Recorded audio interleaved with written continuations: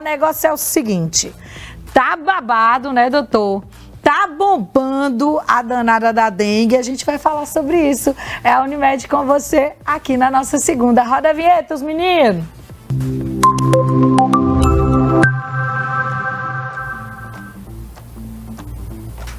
Unimed com você nesta segunda, recebendo o doutor Luiz Alberto, que é infectologista, que já me deu aula aqui, eu vou dizer o porquê, mas deixa eu só lembrar. Quer falar com o doutor, quer tirar alguma dúvida sobre dengue, manda pra gente, 981042824. Ah, rapidinho, lá no YouTube, não vale mais sugestão e palpite. Já tem ganhador ou ganhadora da caixa toda, então já tem alguém que vai levar os R$100 pra casa.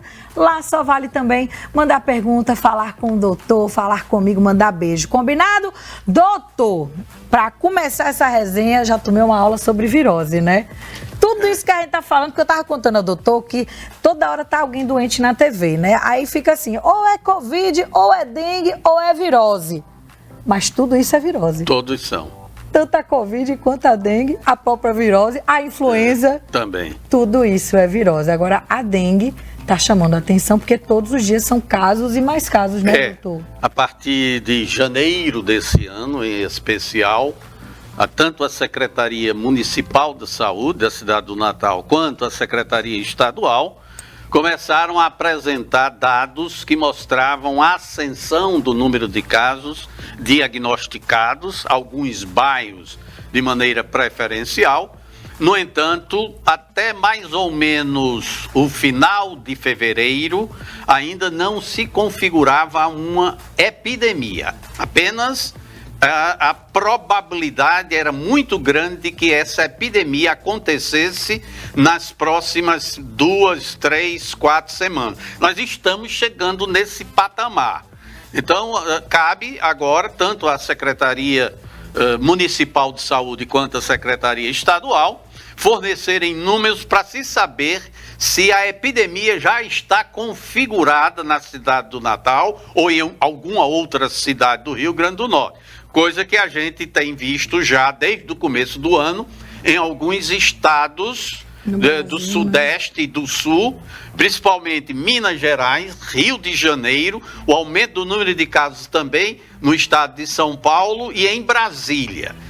Então, esses estados já estavam passando por verdadeiras epidemias. Não no número astronômico de casos, mas o suficiente para que passe a ser chamada não só de aumento, mas já de um surto epidêmico, ou seja, de uma epidemia. Então, a cidade do Natal, algumas cidades que compõem a Grande Natal estão passando por esse aumento do número de casos de dengue por suspeição e grande parte por confirmação diagnóstica desde o final de janeiro, que aumentou esse número durante o mês de fevereiro, e agora que nós já estamos indo para a terceira semana de março, e vamos esperar até o final de março, quando a gente está na expectativa de que esse surto já possa ser denominado de epidemia. Eu quero lembrar que, embora sendo epidemia, não dá para a gente avaliar a magnitude da epidemia de 2023, se ela realmente ficar confirmada.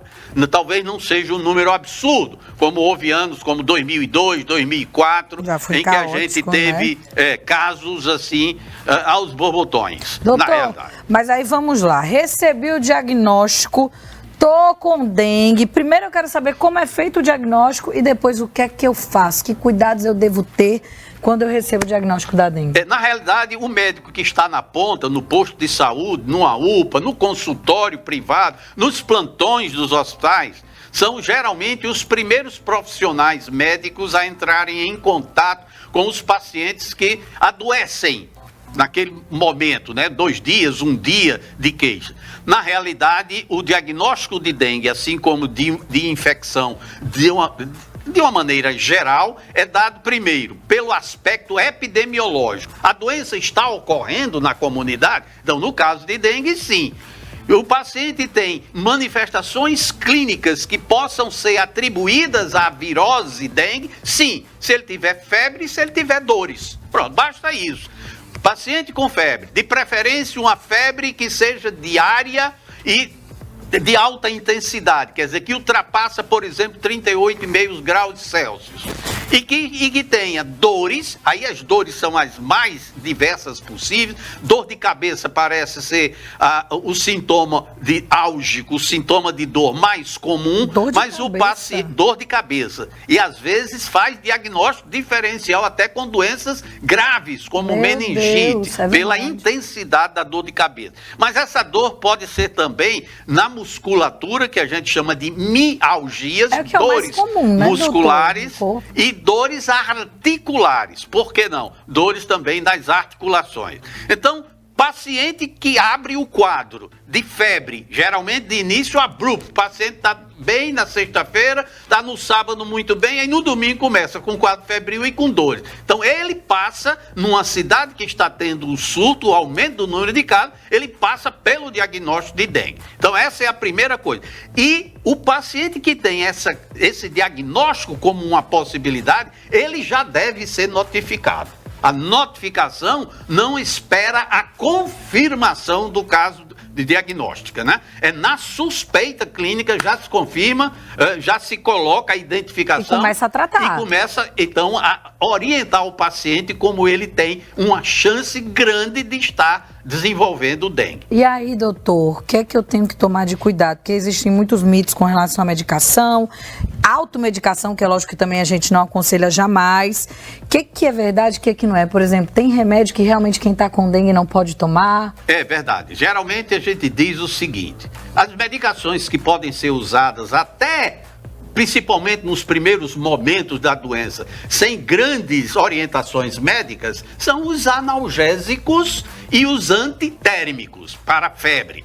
Por quê? Porque os dois que nós temos no nosso comércio, disponível às vezes até em supermercado, não necessariamente em farmácia, são a dipirona, que pode ser usada durante a doença para tratar febre e dor, e o paracetamol, que é um outro analgésico antitérmico que também pode ser usado sem orientação médica para tratar também febre e dores. A gente só chama a atenção para a quantidade desses medicamentos em 24 horas.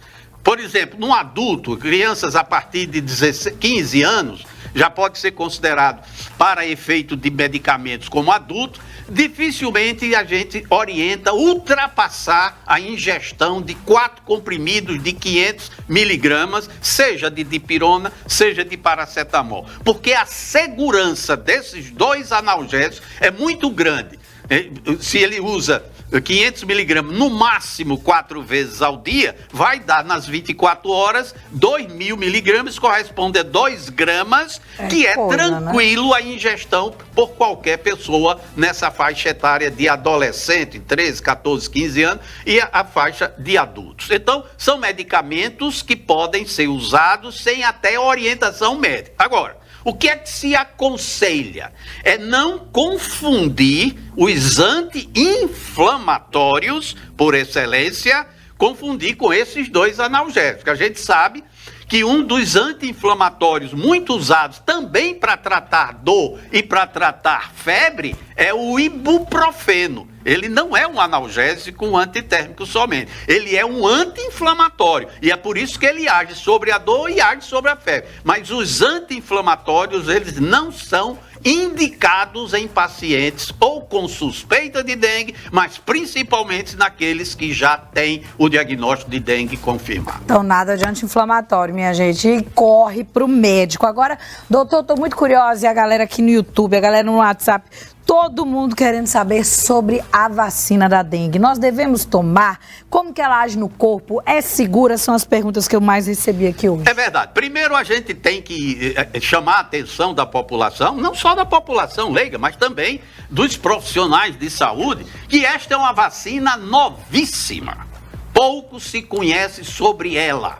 Entretanto, quando nós temos o respaldo da Anvisa no Brasil, que é o órgão responsável por acompanhar os trabalhos do laboratório que está fornecendo ou querendo que a sua vacina seja aceita no arsenal preventivo dessa doença, já nos dá uma garantia de que a população pode fazer uso dessa vacina, embora eu sempre tenho dito, porque a gente tem está mais ou menos acostumado a ver medicamentos que são aprovados e que depois de sua aprovação, porque para serem aprovados, eles já foram testados 3, 4, 5 anos antes, em populações especiais, inclusive para se perceber, para se identificar as possibilidades de reações colaterais. Ou seja, não é para ter medo, né, doutor? Não é para ter medo. Agora, não custa nada cada um observar o que vai passar logo após ele tomar a vacina. Ela está indicada, inicialmente foi indicada para as faixas etárias entre 9 e 10 anos até os 14 anos. Parece que a procura não foi conforme esperada pelas cidades e pelos estados. O fato é que ela agora já foi estendida às populações de idosos, porque são essas pessoas, né, que podem exibir formas mais graves de dengue, mas eu quero apenas alertar a população que dengue é apenas uma doença potencialmente grave. Ela é grave em raros casos. Por exemplo, segundo a maioria dos trabalhos que falam sobre a quantidade percentual de casos graves, eles não passam de 4%. Então, de cada 100 pessoas, né, que têm dengue, 4 terão a chance de desenvolver a forma grave, uma das formas graves. A forma hemorrágica, por exemplo, é apenas uma das formas graves com que o dengue pode acometer as pessoas.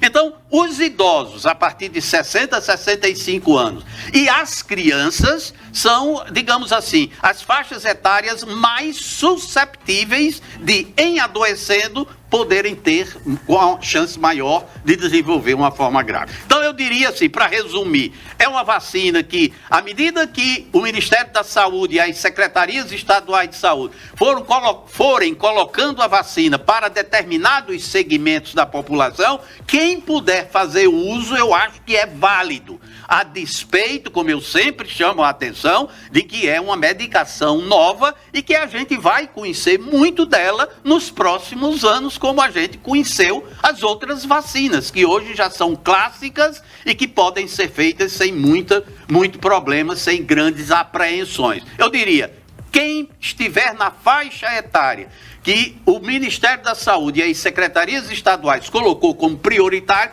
que possam dela fazer uso, sim. Tome a vacina. Fábio Fernandes está aqui elogiando o doutor. Ele é maravilhoso, tinha que ter um programa inteiro com ele, ele explica muito bem. Ô, doutor, obrigada por ter vindo, viu? Eu agradeço. Talvez seja pelos 40 anos de ensino. Sabe muito, né, doutor? Na Faculdade de Medicina da nossa Universidade Federal. Eu agradeço o gentil convite e a toda a sua audiência que está crescente, segundo eu tomei conhecimento, e sempre coloco-me à disposição. Muito obrigado. Com certeza. Obrigada, doutor Luiz Alberto, infectologista. Hoje tivemos o prazer de recebê-lo aqui para tirar um pouquinho das dúvidas. Peguei e resumi porque tinha muita pergunta, gente. Então, a maioria era sobre vacina, a maioria era sobre justamente essa faixa etária aí de mais riscos. Então, já resumimos tudo aqui, já respondemos todo mundo. Obrigada, doutor. E segunda-feira que vem tem mais Unimed com você.